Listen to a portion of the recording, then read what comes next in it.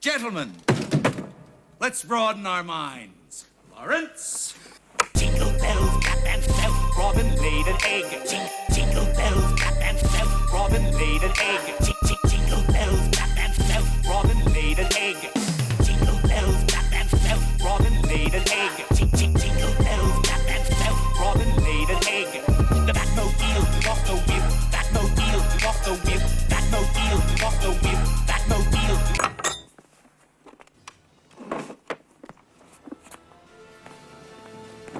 The score for Tim Burton's Batman is iconic and defined the whole tone of Batman for the next generation. And the second Batman album, a soundtrack made by Prince himself, went multi-platinum and was one of the first of its kind to connect a music artist to a film without actually connecting the music artist to the film. And with the help of his manager, Prince was able to make a huge revival through Batman. This is how the music for 1989's Batman came to be.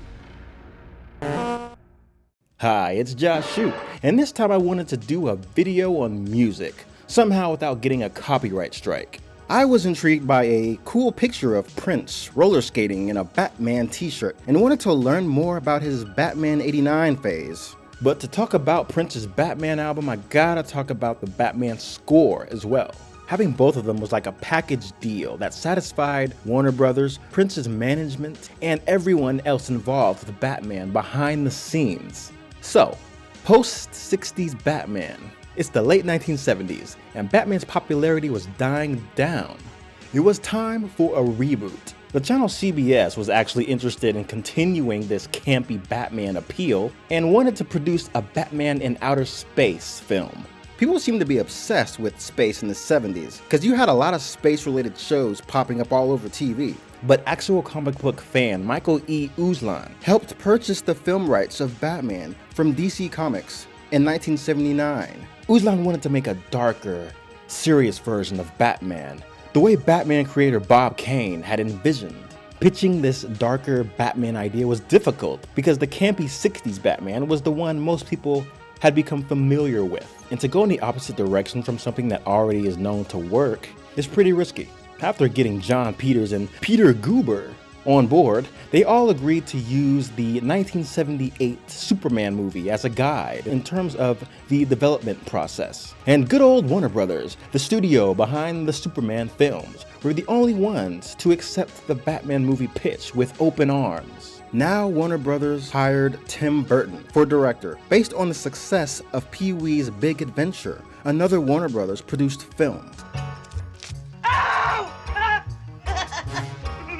At first, Tim Burton was not a comic book fan, but Warner Brothers told him to check out The Dark Knight Returns and The Killing Joke, as this was the tone that they wanted to adapt. Weirdos, yeah. Burton then got an actual comic book fan and writer, Sam Hamm, to write the screenplay. And after Beetlejuice came out and did numbers, the Batman film went into production. Well, together, Tim Burton and Michael Keaton have worked together, and of course they've been several years in this business, but both of you now with Batman are on the verge, I guess, of something bigger than the both of you, bigger than any project you've ever been in. Tim, is that Can I say something? Nothing is bigger than this, really. If I can, for a moment, I've been in show business, 35 years It's now, your life. 40 years, and this is the biggest thing I've ever been. Burton hired Danny Elfman to do the music. They collaborated together before on both Beetlejuice and Pee-wee's Big Adventure.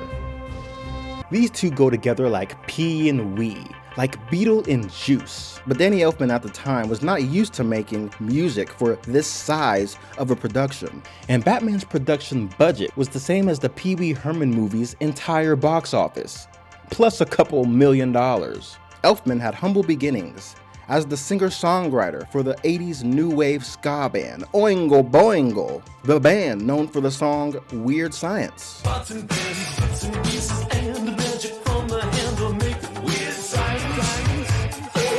And Dead Man's Party. Luckily, Mr. Elfman had friendship on his side, and Tim Burton passed down the copy of The Dark Knight Returns to help him get some inspiration and direction. He also had his band guitarist and a more experienced music composer to help him create this iconic film score. The producer involved, John Peters, was known for making weird requests in his movies. He was a producer on Batman. He was a producer on The Main Event, the Barbra Streisand boxing movie. Which is how he got his start in the business. He used to be Barbra Streisand's hairdresser. And then one day he became a producer, because in Hollywood you just kind of fail upwards. In an unproduced Superman movie, according to Kevin Smith, He's going, because you and me, we get Superman. You know why? I said, no. He said, because you and me, we're from the streets. And I'm looking at this guy going like, I'm from the suburbs, you're a hairdresser, neither of us are from the street.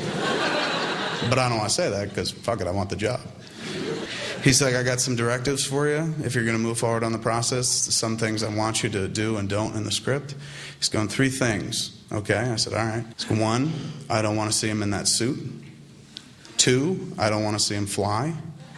And 3, he's got to fight a giant spider in the 3rd act.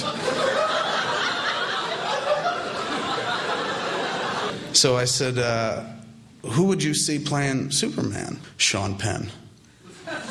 He's got the eyes of a violent, caged animal, of a fucking killer. And I was like, dude, it's Superman. John Peters produced the 1999 movie Wild Wild West, in which the finale featured a giant mechanical spider. So it seems Peters really wanted to put a giant spider into a movie for some reason. Well, he did help Jack Nicholson sign on, but he was skeptical about Elfman doing the score. So he wanted Prince to write music for the Joker, and he wanted Michael Jackson to make the romantic music.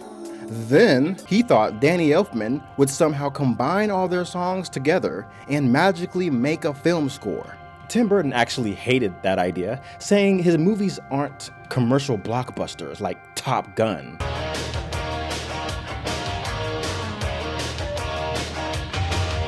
It completely went against his style. But once John Peters actually heard the iconic opener,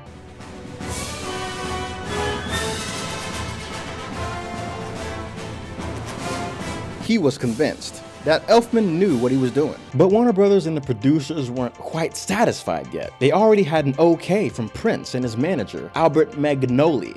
So it was decided that Batman would have 2 separate soundtracks. And it was one of the first films to do this. Both of them became successful in their own way. Now, as we move into Prince's side of things, his Batman album went double platinum. How it actually fit into the movie was kind of a different story. Director Tim Burton had no problem with having Batman-themed Prince songs in the film, but he was not crazy about how they were actually used in the film. The producers suggested to use the songs as theme music for the Joker, and Burton followed this, but even then it seemed kinda off.